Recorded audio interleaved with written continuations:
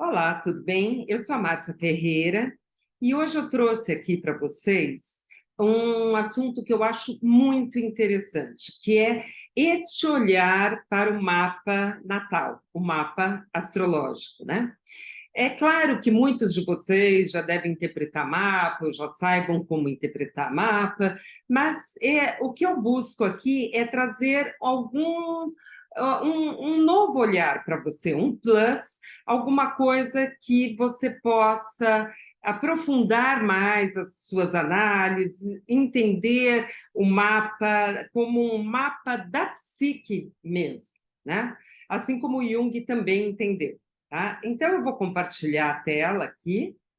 Então, a primeira coisa é, é que a gente tem que ter uma premissa, ou até, digamos, uma crença, né, nos fenômenos inconscientes, para a gente poder prosseguir com essa visão. Bem, este iceberg é uma imagem que o Freud que trouxe, né, logo no início, né, todo o seu trabalho com o inconsciente, com a psicanálise, em que ele nos mostra que a nossa parte consciente, a parte que nós conhecemos de nós mesmos, essa pequena ponta do iceberg, como vocês estão vendo. O resto, todo esse restante está imerso no inconsciente pessoal, né? Então, toda essa parte da psique, do inconsciente pessoal, é a parte maior, né? E nossa consciência é muito ali pequenininha. E o Jung depois trouxe a contribuição do inconsciente coletivo. Eu vejo essas duas contribuições como enormes contribuições, né? Então, a gente, até eu gosto também de falar em aulas, que existem três grandes feridas narcísicas, né? A gente pode falar assim, feridas do homem, da humanidade, né? A primeira, a cosmológica, quando Copérnico falou: vocês pensam que todos os planetas giram em torno da Terra? Não, não, não, não é não. Os planetas giram em torno do Sol. Foi, né, uma quebra do orgulho do ser humano, né? A segunda ferida foi quando Darwin, a ferida biológica, né? Foi quando Darwin falou que nós descendemos dos macacos. E as pessoas também se indignaram. Como assim, né? O ser humano, né, feriu o orgulho do ser humano. E o Freud, quando ele chegou e falou: olha, vocês acham que vocês têm controle da mente de vocês? Não, não, não, vocês estão muito enganados, porque grande parte da psique humana está submersa no inconsciente, e a nossa consciência é uma pequena parcela, tá? Então, por isso que existe um fenômeno que se chama resistência, porque essa parte aqui, consciente, ela resiste em aceitar, em tolerar os impulsos que estão no nosso inconsciente, né? Porque são impulsos do inconsciente muito desagradáveis, né? De raiva, inveja, ciúmes, enfim. Então, a gente gosta nós gostamos de nos enxergar de uma maneira positiva, satisfatória, né? Essa pequena parcela aqui do consciente, a gente só se enxerga como tendo tudo de bom, não é verdade? O problema está nos outros, o problema está no governo, está em outras coisas. Então, existe essa resistência. Por isso que, às vezes, é complicado a gente fazer planejamento, né, consciente. Agora, daqui a 3 meses, eu vou mudar tal coisa. Por isso que, às vezes, a gente vê as dificuldades com as mudanças, né?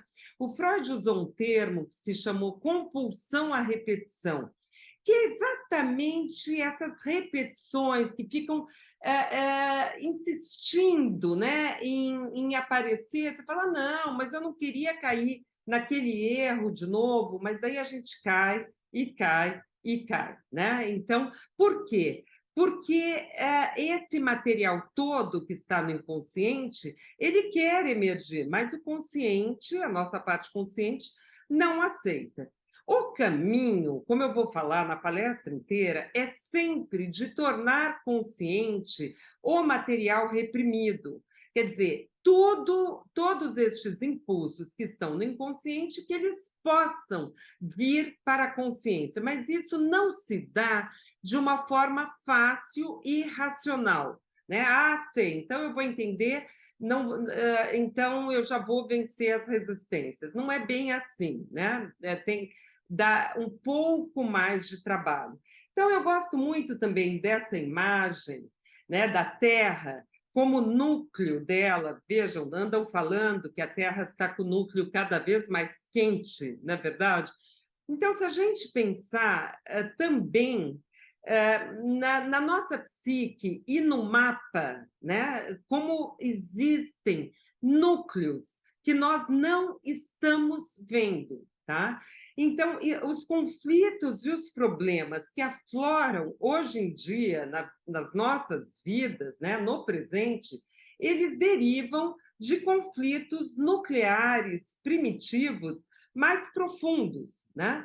Então, eu gosto também de dar esses exemplos. Aquela menininha que foi abandonada na infância, que a mãe era muito ausente, ela traz isso nas relações atuais dela, aquele abandono, aquela sensação de abandono, sentimento profundo, ela vai trazer. E não é o caso de relembrar, dela lembrar do que aconteceu na infância, tá? Então, peraí, vamos prosseguir mais um pouquinho.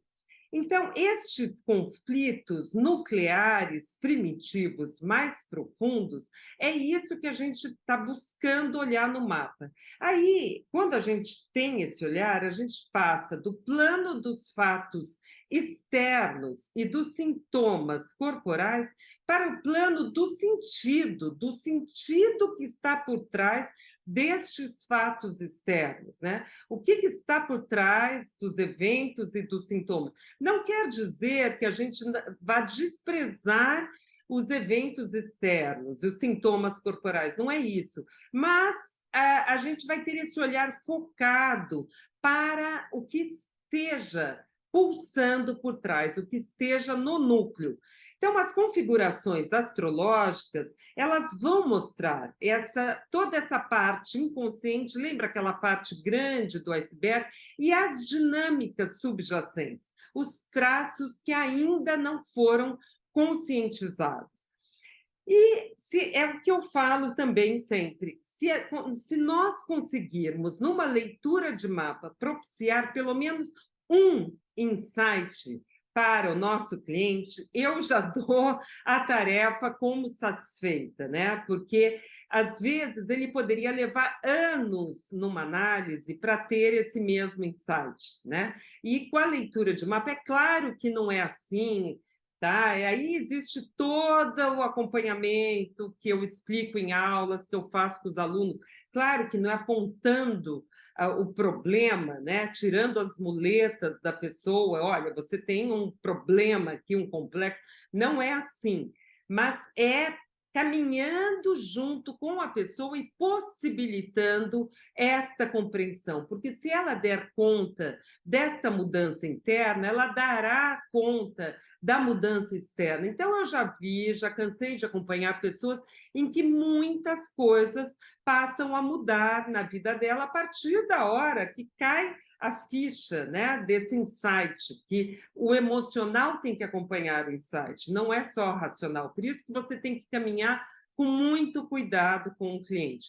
E isso vai possibilitar evolução psíquica, as vivências mais integradas da psique, né? Menos repetições, maior conhecimento da verdadeira natureza, e é exatamente o olhar que o Jung teve para a astrologia também, quando ele dizia que também o mapa propicia o nosso caminhar aí no processo de individuação, tá? Então, nós temos que ter em mente isso, que nós não somos governados pela nossa consciência, tá? Infelizmente, né? Essa foi a grande ferida narcísica que o Freud trouxe, né? Para também essa contribuição para a humanidade. A Liz Greene tem essa frase no livro dela, Relacionamentos, que eu acho também muito própria aqui para esse nosso assunto de hoje. Ela fala o seguinte: a astrologia nos fala não só sobre o eu que conhecemos, mas também sobre o que não conhecemos, né? A Liz Greene é uma psicóloga junguiana, astróloga também, autora de inúmeros livros, acho que todos conhecem, e ela também traz esse olhar do conhecimento do mapa como um mapa mesmo, né? Um mapa da psique, né? Como se você pudesse mapear, né? Tudo através dessa leitura do mapa, né? Então, o Sócrates, Sócrates, acho que todo mundo também já ouviu falar, o filósofo, né, que viveu 400 anos antes de Cristo, e essa pintura é uma pintura do século XVIII, de um pintor francês, que nem é tão conhecido, e que se chama A Morte de Sócrates, né? Então, esta frase é a frase do Sócrates. Ele era um filósofo ateniense, né? Bem, uma frase emblemática dele é essa: conhece-te a ti mesmo e conhecerás o universo, né? Então ele dizia o seguinte, que antes do ser humano buscar qualquer verdade, ele precisa se autoanalisar e reconhecer a sua própria ignorância, né? Bem, nesta pintura está mostrando o momento da morte dele, porque ele foi acusado por corromper a juventude de Atenas, introduzir falsos deuses, né? E foi condenado a morrer tomando cicuta. Agora, ele era aquele que andava com os jovens, ele gostava de andar descalços, né? É, e o que acontece, assim, como eles entendiam a doença mental, as problemáticas psicológicas, eles entendiam como caprichos dos deuses envolvidos, né, nesses desequilíbrios mentais, né? E os tratamentos variavam desde porções de mágica, né, até religião, banhos, passar a noite no templo Asclépios, falar dos sonhos, olha, né, que foi aí que Freud e Jung beberam, né, nessas fontes, música, também arte-terapia, né? Eles acreditavam que tudo isso ajudava aliás, muitas dessas técnicas são as que são utilizadas hoje em dia, né? Então, vejam que interessante. Nós estamos conquistando espaço. Com esse ingresso aí de Plutão em Aquário, a gente se aproxima mais, é mais um portal para a chegada na era de Aquário. Eu penso muito fortemente nisso, né? Eu acho que é um indício muito forte. E ainda nós estamos envolvidos com essa falta de autoconhecimento, com toda aquela porção inconsciente, e nós ainda relutamos muito em querer nos desnudar em todo esse material psíquico. Eu também acho que com o ingresso de Saturno em Peixes, isso também vai mudar, vai trazer uma grande conscientização dessas questões psíquicas. Mas só para terminar a história aí do Sócrates, ele acabou tomando a cicuta, né? E morreu. Ele teve chance, todos os amigos dele, porque ele ficou preso 30 dias antes disso, todos queriam que ele fugisse, pediram para que ele fugisse, mas ele falou: não, eu não vou poder viver sem propagar a minha verdade, né? E então ele falou: não adianta me mandarem para outro lugar, ou sugeriram até cortar a língua dele. Eu não posso passar a vida sem transmitir meus conhecimentos. E aí é esse momento que ele, sem relutar, ele toma a cicuta e morre, tá? Para o desespero dos seus amigos aí, colegas, né? E depois também tem essa frase do Jung, que eu tenho falado muito nas aulas, que é essa frase: compulsão interior como destino astral. Então, essas tendências que nós trazemos nos mapas, que se repetem, né? Que estão lá na toda aquela parte do inconsciente, né? Elas acabam se cronificando e se tornando patologias mesmo, né? Patologias, às vezes mais leves ou mais pesadas, né? Então, o Jung, como eu tinha falado antes, ele estudou muito a astrologia e ele achava, assim como a Liz Greene, assim como eu e como muitos de nós, acham que o mapa pode elucidar estes nós, estes pontos cegos, né? Esses conflitos psíquicos. E ele, inclusive, chegou a recomendar que os psicólogos estudassem a astrologia. Tá? Então, esse é o livro, também todos têm me acompanhar, que me acompanham aí sabem que eu acabei essa tradução deste livro, que é um livro da Liz Greene. Estou falando para as pessoas que não sabem, né? Jung's Studies in Astrology, que a Liz Greene fez um compilado minucioso sobre toda essa busca do Jung na astrologia. Ela teve acesso aos arquivos pessoais da família dele, então ela, como boa virginiana, detalha tudo nesse livro, né? O que ele acreditava da astrologia, o que ele não acreditava, né?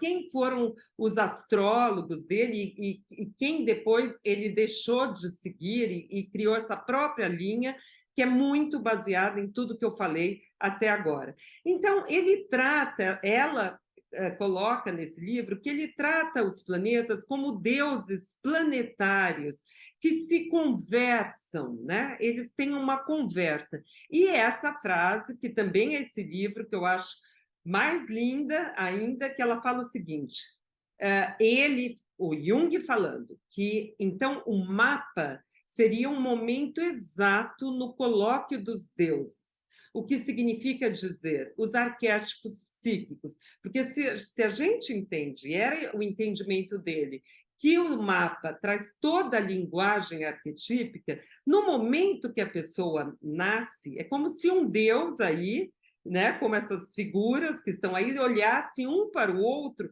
e é então a fotografia daquele momento do colóquio, né, da conversa entre estes deuses. É bonito, né? É muito bonito. E aí, então, ele tem toda essa visão dos complexos, desse olhar para o mapa, como esta conversa, esse colóquio que vai se formando, então, os complexos, que é o nosso tema de hoje, né? Mas ele também não enxergava, isso também está no livro, o mapa astrológico somente como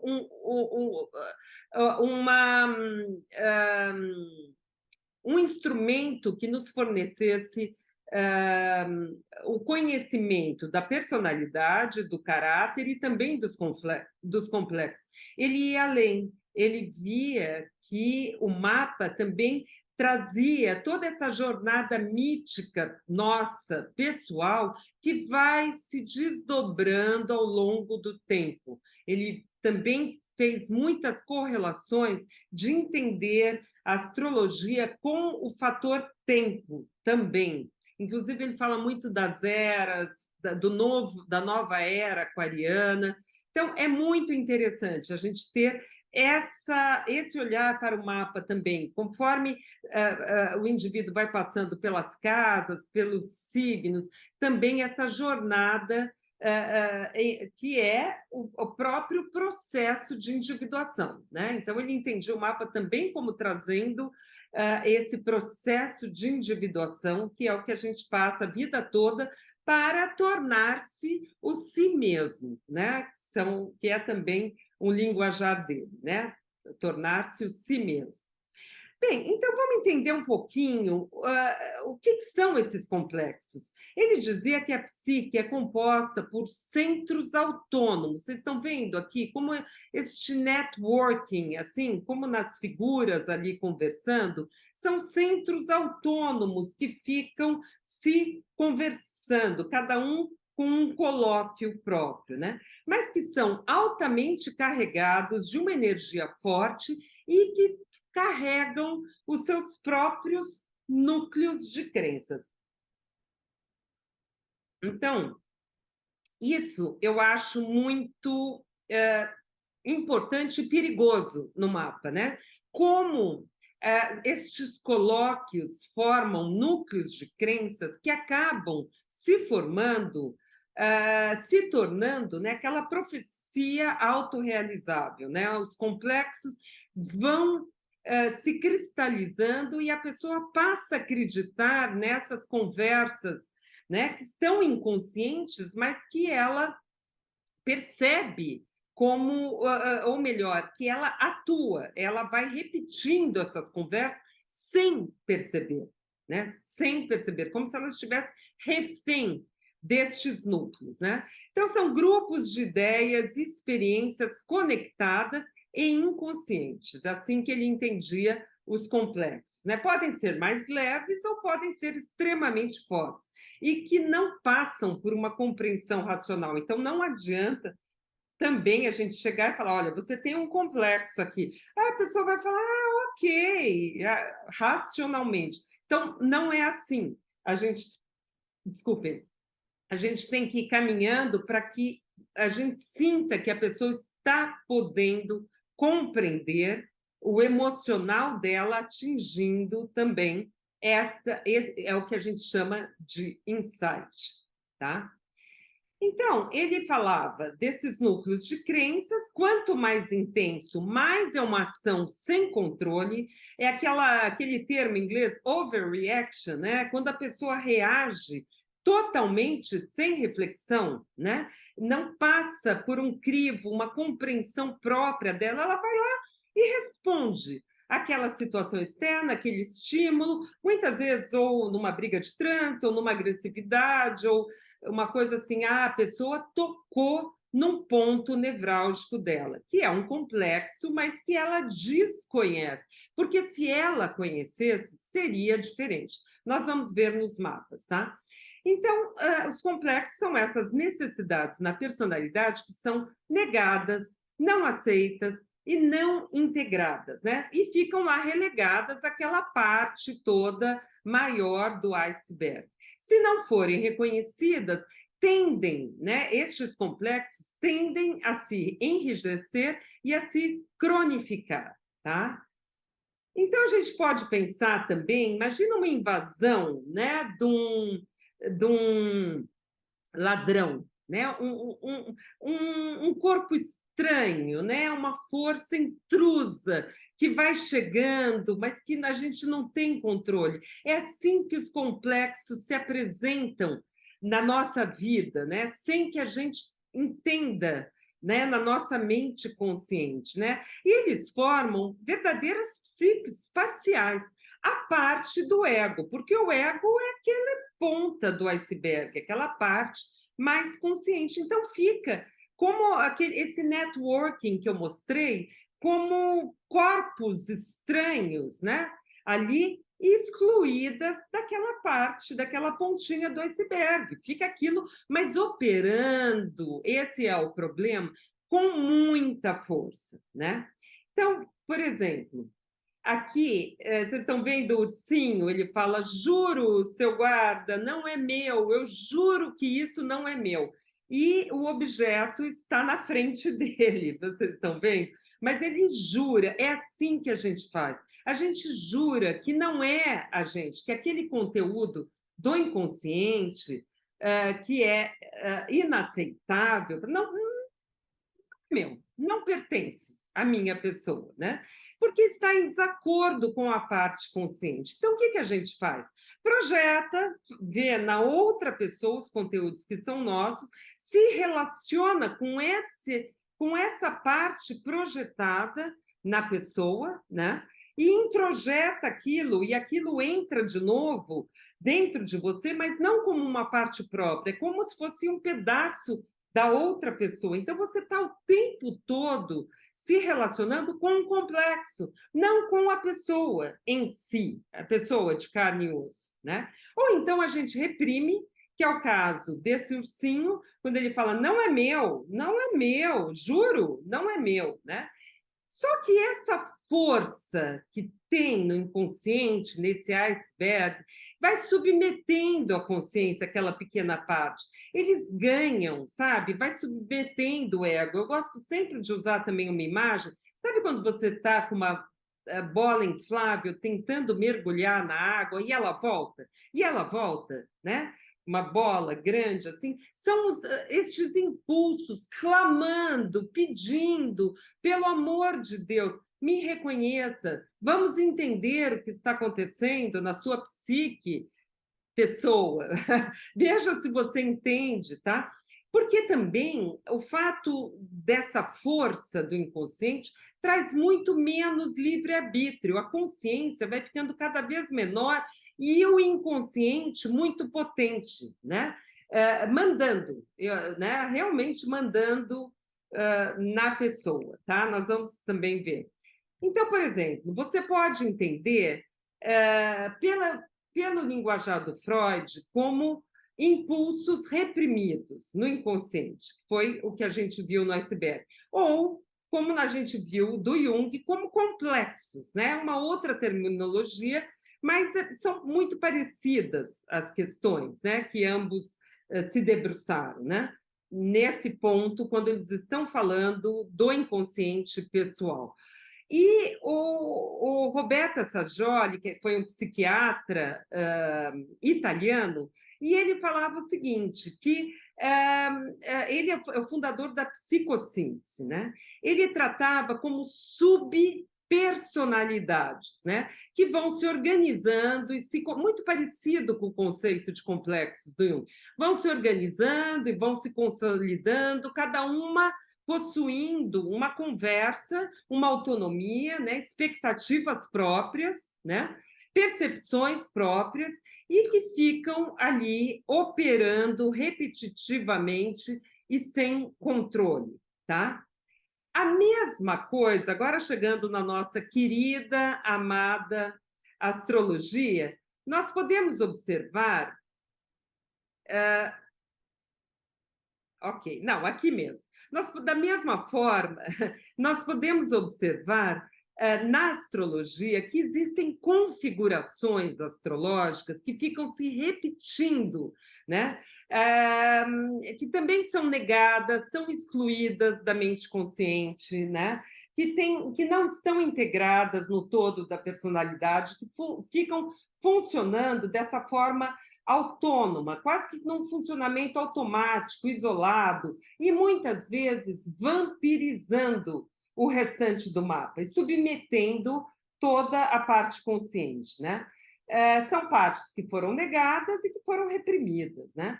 Então, existem alguns indícios nos mapas que nos levam a essa percepção, que existem ali complexos operando. Essa é a visão que eu quero trazer para vocês hoje, né? Com essa alta carga de energia emocional que se impõe na vida do indivíduo a sua revelia. Este que é o problema, né? Sem a pessoa conhecer aquilo. Então, o caminho é sempre o mesmo, né? De tornar consciente o material reprimido, toda aquela parte do iceberg que está sob a água, né? Tornar consciente. Mas é fácil? Não é fácil, porque existem as resistências, né? O ego resiste a estes impulsos inconscientes. Então, qual que é o caminho de todos, né? Do Assaggioli, do Jung, do Freud, dos que vieram depois deles? Mexer nas feridas para poder resolver, para você poder se desidentificar. Notem que é o oposto daquela positividade tóxica que anda sendo falada muito na internet hoje em dia, né? Até agora acabou surgindo uma crítica em relação a essa positividade tóxica, que tudo é lindo, que está tudo certo, que a gente tira tudo de letra, que tudo é fácil. Então, tá bom, daí vão falar, tá bom, Márcia, mas então como que é? Vamos lá. São várias etapas num processo para você poder mudar algum desses, alguns desses conteúdos reprimidos. Primeiro, não é falar para voltar à infância, não é sugerindo que a pessoa lembre da infância, tá? O Freud mesmo abandonou isso que ele fazia com a hipnose, né? Ainda até hoje em dia tem gente que utiliza, mas é muito mais você trazer para a vivência atual, né? Então, aquela menininha que foi abandonada, ela traz nos relacionamentos atuais essa vivência do abandono. E tem o inconsciente, ele tem uma força que é como se fosse ontem aquelas vivências, porque o inconsciente desconhece presente, passado, futuro, né? Então, você revive ou com o seu terapeuta, ou numa situação, num workshop, numa vivência espiritual, e aí você tem um insight que não é um insight racional. Mas isso basta? Não basta, gente. É todo um conjunto para poder chegar no que a gente chama de experiência emocional corretiva. É quando a pessoa ela finalmente revive, entende, né? Aquele cair a ficha. Eu entendi. Isso que está acontecendo vem da minha vivência de abandono com a minha mãe lá quando eu era na minha primeira infância. E então não é a pessoa externa, eu só estou projetando na pessoa externa. Falando assim, parece uma coisa muito racional, mas eu garanto para vocês que não é nada racional, tá? Senão não adianta, não adianta. E depois ainda tem mais, então eu acho que essa função da vivência é uma função que envolve a Lua, envolve muitas coisas do mapa, né? O insight, a elaboração precisa, não é racional, mas também requer o que o Jung chamou da função transcendente, que nós podemos ver no mapa simbolizado pelo Mercúrio, e nós também precisamos do Saturno para a repetição. Não adianta você, entendi, num fim de semana, você precisa trabalhar aquilo e repetir, e repetir, e repetir, porque estas forças dos impulsos inconscientes, dos nossos complexos, voltarão com muita força, até a hora que, pela repetição, pela constância de todo esse processo, você começa essa parte consciente aumenta e você começa como se a dominar estes impulsos inconscientes, você passa a controlar melhor, porque está passando pela sua consciência, né? Pela sua parte consciente, tá? Então é isso que eu havia falado antes, né? Eu não estava encontrando o slide aqui. A astrologia também tem as configurações que ficam excluídas do todo da personalidade. Estas configurações se dão de forma autônoma e repetitiva. É o que eu chamo sempre de vampirizando o mapa, é sugando mesmo, é essa a ideia de estar sugando o mapa, né? Num funcionamento automático e isolado, submetendo as outras partes, impondo-se na vida do indivíduo. Gente, é incrível como, em alguns mapas, a gente vê que tem um grande complexo ali, grande no sentido de forte, muito intenso, que só em um já ele faz todo esse vampirismo do mapa, essa coisa que suga todas as outras, ou seja, todas as outras partes ficam submetidas a ele. Mas acontece que essa parte pode ser um grande complexo. O problema é enquanto ela está excluída, olhem para eles como mente consciente. E essa parte está excluída da mente consciente. E é aí que mora o perigo. É aí que ela tem justamente mais força. E é aí que, pela astrologia, nós temos um instrumento potentíssimo para começar, talvez, a deflagrar esse processo para o cliente. Ou entra como um coadjuvante num processo em que ele já se encontra. Ok? Então, é como eu falei inicialmente, é o mapa da mina mesmo. É um mapa da psique, né? Como a Liz Green falou lá no começo, tá? Então, por exemplo, se a gente pega um mapa, nós vamos ver 4 mapas. 2 mapas em que eu penso que fortemente não tenha havido esta integração. E nos outros 2, de alguma forma, a pessoa conseguiu integrar esses conteúdos. Bom, no mapa da Merlin, também haviam, então, da mesma forma, os núcleos excluídos, não aceitos, não integrados, que ficavam se repetindo num funcionamento autônomo, automático, isolado e vampirizando todo o mapa. Lembra do assaltante lá? São aquelas forças intrusas que ficam relegadas ao inconsciente e a necessidade desse reconhecimento na vida consciente, no ego, né, da pessoa, né? Porque eles são, enquanto inconscientes, eles estão muito carregados, né, de força, tá? Então, por exemplo, se a gente primeiro, deixa eu contar um pouquinho, um breve resumo da Marilyn. A mãe dela engravidou da Marilyn após a separação do segundo casamento, né? Eu não sei exatamente como foi, se ela já tinha se separado e depois percebeu, né, que estava grávida, enfim. Mas a identidade do pai da Marilyn é desconhecida, né? E a mãe tinha problemas pesados, assim, problemas mentais, né? Ela tinha sido diagnosticada com esquizofrenia paranoide. Então, a mãe não tinha, tem filmes que mostram isso, se vocês não assistiram, eu recomendo, mostram claramente como a mãe não tinha nenhuma condição de tratar, né, de uma criança pequena. Ela dava mensagens confusas, ambíguas, o que a gente chama de dupla mensagem, né? Então, ela realmente era muito comprometida. A Merlin foi colocada num orfanato, depois ela viveu com outras 2 famílias conhecidas da mãe, e numa dessas famílias, o marido da esposa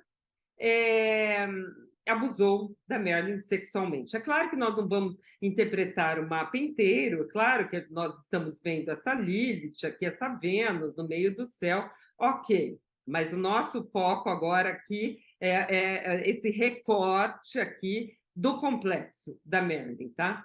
Bem, daí, então, foi essa a infância dela, e aí ela foi descoberta, e depois já posou para Playboy, e daí ela já estourou, e ela viveu toda essa parte aqui do mapa, com muita facilidade, um Sol, Mercúrio em Gêmeos, muito networking, muitas relações pessoais, e foi indo assim, né? Bem, se a gente observar este complexo aqui do Netuno em oposição à Lua, aqui a gente pode entender como a falta da mãe, ou uma mãe com problemas psicológicos e psiquiátricos, ou uma mãe também muito fora da realidade também, né? Uma loucura mesmo, né? Era a vivência que ela tinha da mãe. Só que este T-square está. Nós temos aqui o planeta focal de Saturno neste T-square, exatamente na casa 4, na casa da família, de origem, do passado e tudo isso. Então, este Saturno, por todos os motivos do mundo, ele está muito comprometido, né? Então, na nossa linguagem astrológica, ele está retrógrado, né? em água, uma rocha em água, né, num signo de água, né? Ele está sozinho por hemisfério, ele fica mais saliente como um planeta singleton, né? Ele é o planeta focal desse T-square, né? Toda a tensão dessa configuração desemboca neste planeta, né? Como se ele tivesse que resolver toda essa problemática materna, né? E ele ainda, gente, é a alça do balde. Então, como que um único planeta funcionando, estão vendo a configuração aqui do balde, ele é a alça do balde desse mapa. Então, ele tinha todos os motivos do mundo para estar muito investido de energia, catexizado, comprometido, com problemas, né? E ela foi vivendo essa vida pública aqui dela. E foi indo, sex symbol, com a Lilith lá, com a Vênus, né? Mas haveria, lembrem da figura vermelhinha excluída? Deveria ter havido uma total necessidade de que este planeta tivesse sido trabalhado, como se ele tivesse que fazer todo o serviço, mas ele ficou excluído. Ele teria que vir participar da mente conhecida, consciente. Mas é difícil, né? Porque provavelmente ela queria mais era esquecer daquele passado, né? Ela queria esquecer das frustrações, das origens, da falta de pai, da falta de mãe, né? E então ela foi se anestesiando, né, com os barbitúricos, com bebida, tal. Mas o que mais a gente foge, né? Isso vale para tudo. É, na verdade, o que mais nos assombra, não é verdade? Tá? Na vida, na parte inconsciente, é sempre assim.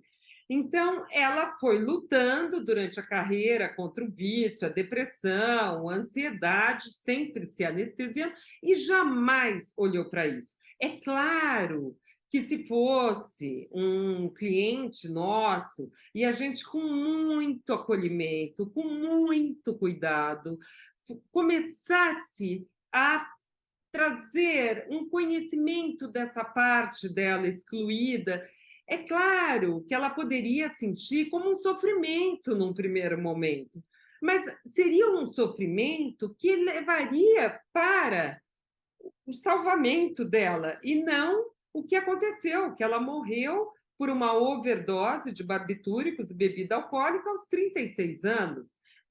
Ela tinha sempre muita dor, né? Ela foi casada, 2 casamentos, saíram na mídia, né? Teve o caso com John Kennedy, presidente dos Estados Unidos, mas nada. É isso que ela falava: os homens se deitam com a Marilyn, o símbolo sexual, e não com a pessoa. Então, aquilo era um buraco dentro dela, mas um buraco que ela teria que, com muito amparo, ir começando a mexer nesse buraco. Mas o que aparentemente parece que pode ser um sofrimento, uma dor insuportável, à medida que ela fosse incluindo aquela figurinha vermelhinha, claro que num processo, com acompanhamento, ela iria também se sentindo melhor. É como quando você está com uma ferida muito feia e você não quer mexer, ela vai só piorando, inflamando, inflamando. Na hora que começa a mexer, pode ser muito, muito difícil, mas é a maneira de tratar e de se salvar, né? Então, a gente pode pensar tudo que nós falamos neste complexo aqui, operando de forma descontrolada, automática, num funcionamento autônomo, com uma energia muito forte que a deprimia. Ela foi diagnosticada também com transtorno depressivo maior também. Então, isto vampirizava o mapa dela. Vocês entendem agora, quando eu falo vampirizar? Vampirizava, porque era uma dor que estava rechaçada, mas não deixava de existir. A questão é essa: não deixa de existir, tá? Bom, o Trump tem um Plutão na casa 12, sem aspectos. né, gente? Então, a casa 12 é uma casa psíquica, os conteúdos psíquicos são mais difíceis de virem à consciência, né? Tem um modo de funcionamento, a casa 12, mais tendencioso a reprimir os conteúdos psíquicos, né? Não propiciando esse acesso fácil, a menos que um trabalho intenso seja feito, um trabalho terapêutico, né? Então, esses impulsos psíquicos aí, simbolizados por esse Plutão, nos falam de vivências de ameaças, de muitas ameaças, vivências intensas de vida ou morte, que provavelmente ele, como feto, sentiu na vida intrauterina, mas que ficou profundamente marcado, né? Porque o bebê não se dá conta, o bebê ainda não tem um ego, né? Fica como um printing, sabe? Um carimbo, uma marca que o bebê provavelmente sente muito corporalmente essas tensões, né? Mas ele não tem condições de lidar com aquilo, mas aquilo está presente, né? Isso se traduz por uma constante necessidade de se defender de alguma ameaça, algum invasor, lembre-se lá da figura do invasor, né? Então, ele precisou fazer um muro para expulsar os mexicanos, né? Como se aquilo fosse ameaçá-lo mesmo, né? Toda essa questão mais paranoica, né? Não, porque se esse impulso está operando ali fora de controle, ele está operando com muita força, né? Não tem a consciência para mediar aquilo. Então, ele vai no que a gente chama assim, pá, um funcionamento primitivo mesmo, aonde impera uma lei do mais forte. Se eu não matar, eu vou ser morto. Eu tenho que matar primeiro, eu tenho que atacar primeiro para não ser atacado, né? Matar ou morrer este funcionamento, né? Então, no fundo, é um medo da morte, é um medo do aniquilamento, de que ele vá ser aniquilado, né? Que existe uma força que irá acabar com ele. Então, ele precisa se defender dessa força. Bem, estes dois mapas, eu acredito que sejam exemplos de quando os complexos, o Plutão por si, sozinho, nós podemos considerar como um complexo, né? Porque ele está com muitas situações também muito problemáticas, né? Na casa 12, sem aspecto. Então, ele também acaba por ter todo esse funcionamento aí repetitivo e autônomo.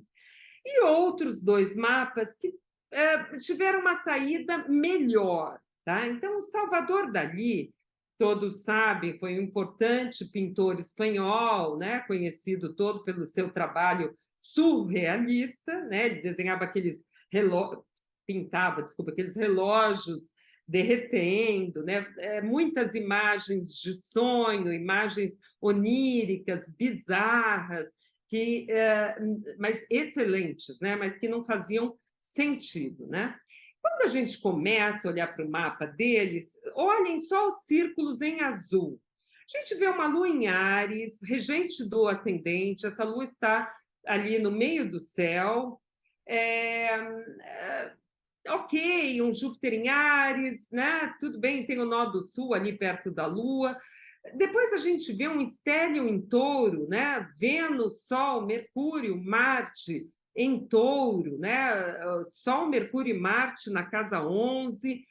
Então, é uma coisa assim que a gente fala assim, bom, em touro são todos os pessoais, né? Com exceção da Lua, né? Mercúrio, Vênus, Marte e o próprio Sol, né? Ele também, ele foi sempre muito apaixonado pela Gala, né? Foi uma musa inspiradora que, quando ela morreu, ele entrou numa depressão profunda, mas profunda. Ele não queria mais viver, ele não comia mais, né? Se recusava, ficava desidratado, né? E acabou tendo que ser alimentado por uma sonda, porque ele se recusava a comer. Então, quando a gente vê uma coisa assim, e muitos anos eles ficaram juntos, aí pensa assim, pois esse mapa, aonde que mostra todo esse lado do Dalí tão excêntrico, né? Porque ele tinha, né, muitas reverências, excentricidades. Ele, logo no começo, ele já abraçou o anarquismo, né, na sua juventude mesmo. Quando teve a eclosão da Guerra Civil Espanhola, ele se recusou a ir lutar, né? Simplesmente não se juntou a qualquer grupo, quer dizer, ele tinha uma coisa muito rebelde, pessoal, né? Ele foi expulso da academia lá da Espanha, né? Ele dizia que não tinha nenhum professor que pudesse ensinar ou que pudesse ser melhor que ele para avaliá-lo, né? Mas aí, então, o que nesse mapa responde por tanta rebeldia, excentricidade, uma marca pessoal tão forte, né? Aí a gente observa esse T-square aqui formado pelo Urano em oposição a Netuno e ambos formando um T-square aqui com a Lua, né? Estão vendo? A Lua como planeta focal. Então, este Urano era digamos, um componente na personalidade dele, né? Que poderia vir a ser, assim como no mapa da Merlin, aquele ente excluído, aquela figura vermelhinha, totalmente excluída e não reconhecida pela mente consciente, né? E se manifestando da mesma forma, com um funcionamento autônomo, repetitivo, vampirizando o mapa, trazendo para ele muitas rupturas, muitos comportamentos erráticos, muita ansiedade também, né? De uma forma negativa. Porém, ele poderia também ter sempre aquela sensação de estranho no ninho, né? Que sempre está abandonado também, que as pessoas abandonam, poderia também ter essas vivências. Não estou dizendo que talvez ele não tivesse pessoalmente, não sei, não dá para a gente saber. Mas a diferença é que parece dele que ele realmente integrou na sua vida, ele assumiu, ele pôs para dentro esse Urano, né? Tanto na profissão como na vida pessoal, né? Então ele admitia toda aquela excentricidade que fazia parte do eu dele, né? Do ego conhecido dele, não relegando essa parte a um corpo estranho, sabe? Que fica parte do ego, uma psique parcial, uma subpersonalidade negada, rechaçada, né? Ele aceitava, né? Então, ele teve, por ele ser um artista, ele teve essa abertura para aceitar, talvez até logo na vida dele ele já começou a entender que o caminho dele seria diferente, assim. Mas de alguma forma este Urano não se configurou como um complexo que fica operando negativamente e inconscientemente na vida da pessoa. Ele assumia, né, nas pinturas, na vida, olha, até essa foto, né, sempre causando alguma coisa inesperada, inovadora, né? Então, este aqui, intruso, acabou ficando, tá bom, entra, vai, pro assaltante, você quer fazer parte do nosso grupo? Tá bom, então entra que nós vamos te aceitar, tá? Estou dizendo assim, estou brincando, seria uma maneira de trazer mais para a consciência e poder vivenciar essa energia. Aliás, seria não, foi a maneira, né? Que ele integrou. Um outro mapa é do Muhammad Ali, que também foi um boxeador aí muito famoso, ganhou inúmeros prêmios. Também o nome dele era Cassius Clay, né? Muhammad Ali foi de uma que ele passou a ter uma religião muçulmana, né? Mas enfim. E o que acontece? Nós vemos aqui esse complexo do Plutão em oposição. Estão vendo aqui? O Plutão em oposição ao Sol e uma quadratura com Marte, tá? Então, isto aqui, gente, é uma energia muito forte. Como que ele foi descoberto? Um chefe de polícia que o descobriu na idade de 12 anos, quando um ladrão lá tentou roubar a bicicleta dele e ele foi pego por este guarda socando o ladrão, batendo muito fortemente nesse ladrão, né?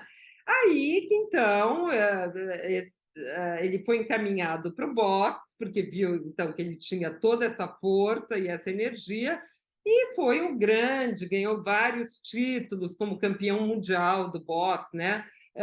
Também ele se recusou para lutar no Vietnã, enfim, ele teve também uma personalidade toda própria que a gente pode pensar que, de alguma forma, eu não sei até que ponto conscientemente ou não, mas ele conseguiu, porque também, se você dá um escoamento por um hobby ou por uma profissão que você trabalhe, também funciona. Eu não digo, eu acho que a melhor maneira é sempre conscientizar, tá? É sempre o trabalho psíquico que você vai conseguir, digamos, dominar essas forças, mas também um escoamento que o Freud chamou de sublimação para profissões, né? Como foi o caso do Salvador Dalí, que a pintura dele era totalmente inusitada, diferente, né? Inusual, que surpreendia, e também no caso do Muhammad Ali, que de alguma forma ele integrou este Plutão, tá? Como um aceito na consciência, tá? Então, é isso que eu teria para trazer para vocês. Eu agradeço muito a presença e a atenção. Só esqueci aqui de colocar os meus dados, se alguém quiser, tiver alguma dúvida ou quiser falar comigo, aqui estão todos os meus dados, tá? Tanto do Instagram, Facebook, como YouTube, enfim.